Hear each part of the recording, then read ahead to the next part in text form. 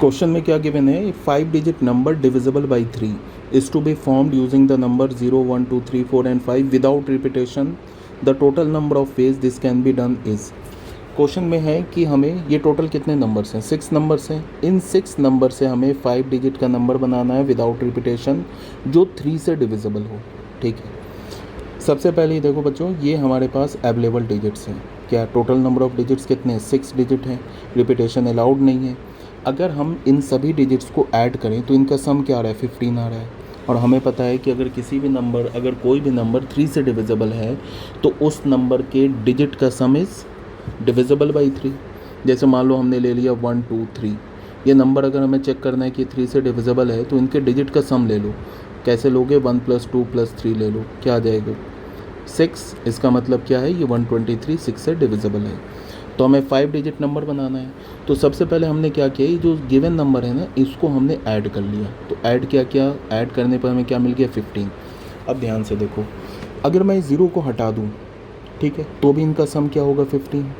इसका मतलब है टोटल नंबर कितने हो गए, 5 नंबर्स हो गए। ठीक है, इसका मतलब कि 1 से लेके 5 तक मैं कोई भी नंबर यूज़ करूं और उससे मैं 5 डिजिट का नंबर अगर बनाता हूं तो वो 3 से डिविजिबल होगा, बिकॉज 1 से लेके 5 तक ऐड कर रहे हो तो सम आ रहा है 15 एंड 15 इज़ डिविजिबल बाई 3। तो अगर मैं 1 2 3 4 5 इन नंबर्स को यूज़ करके 5 डिजिट का नंबर बनाऊं तो सभी नंबर 3 से डिविजिबल होंगी। ठीक है, तो हमने ज़ीरो केस बनाया, फर्स्ट केस बनाया जिसमें हमने ज़ीरो को एक्सक्लूड कर दिया, हटा दिया। तो हमारे पास ये 5 डिजिट बच गए। इन 5 डिजिट से हमें 5 डिजिट का नंबर बनाना है विच इज़ डिविजिबल बाई 3। तो इससे हम कोई भी नंबर बनाएंगे 3 से डिविजिबल होगा, बिकॉज इनका सम क्या है, 3 से डिविजिबल है। ठीक है, रिपीटेशन अलाउड नहीं है।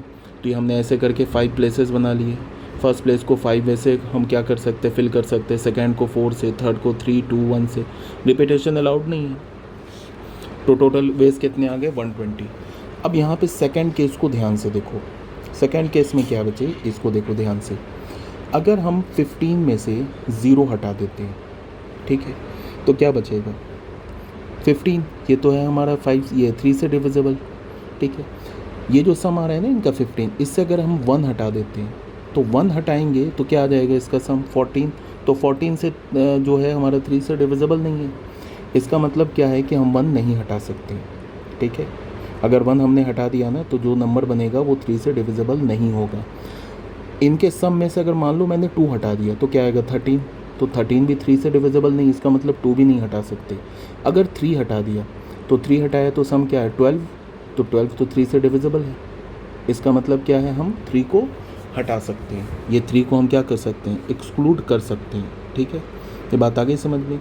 अगर हमने 15 में से 4 हटा दिया तो क्या आएगा सम 11। इसका मतलब कि हम 4 नहीं हटा सकते। तो फिर अगर मान लो 4 हटा दिया, इन 5 से नंबर बनाया, इन 5 डिजिट से 5 डिजिट का नंबर बनाया, तो वो 3 से डिविजिबल नहीं होगा, बिकॉज इन 4 का और ये 5 का सम क्या आ रहा है 11। इसका मतलब 4 भी नहीं हटा सकते। अगर हम 15 में से 5 हटा देंगे तो सम क्या आएगा 10।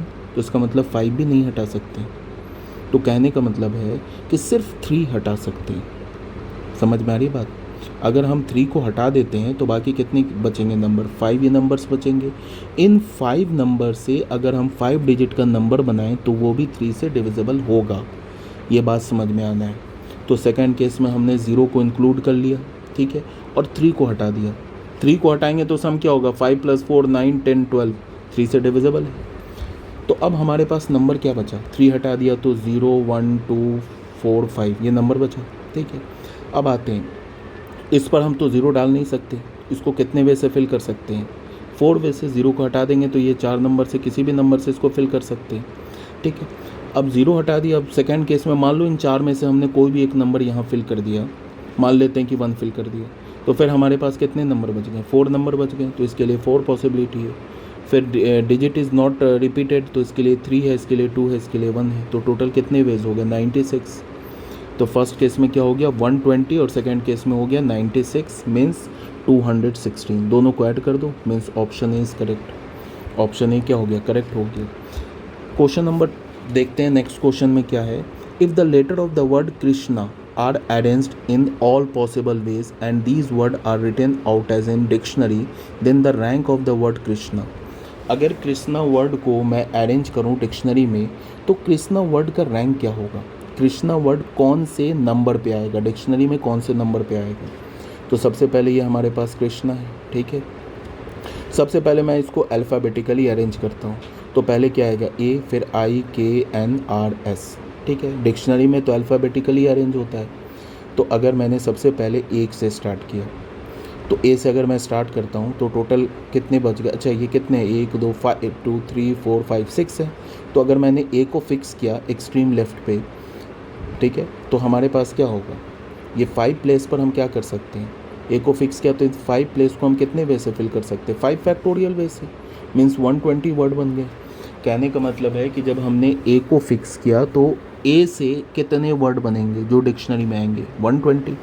ए के बाद नेक्स्ट लेटर कौन सा, आई, तो आई को फिक्स किया तो भी 120 बन जाएंगे, ठीक है।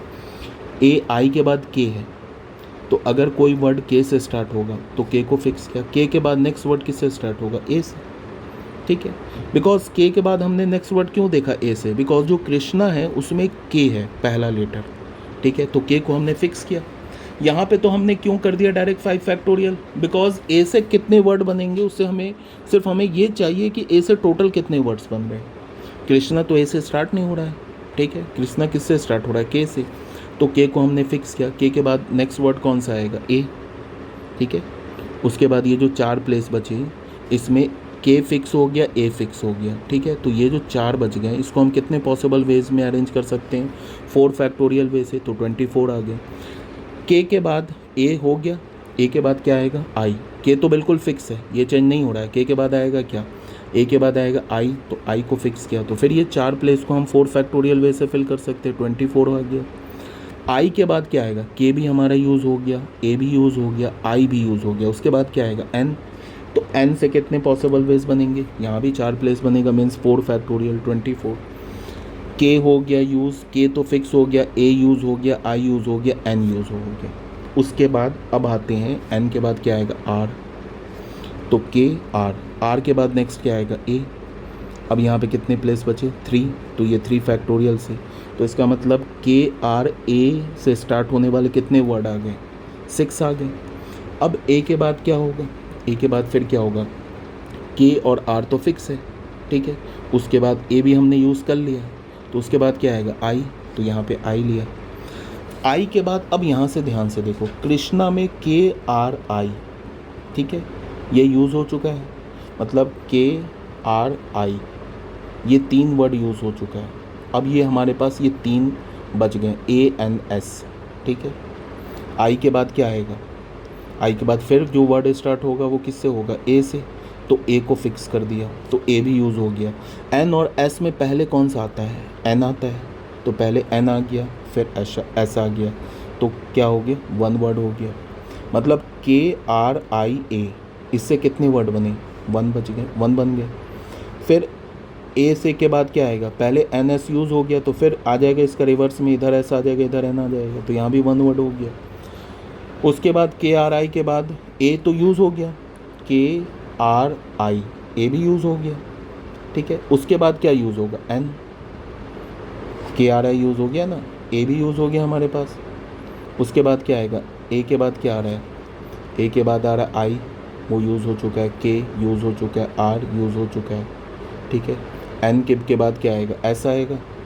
एन के बाद, एन अगर हम फिक्स करेंगे तो एन के बाद क्या आएगा, ए आएगा, तो ए एस हो जाएगा, ठीक है।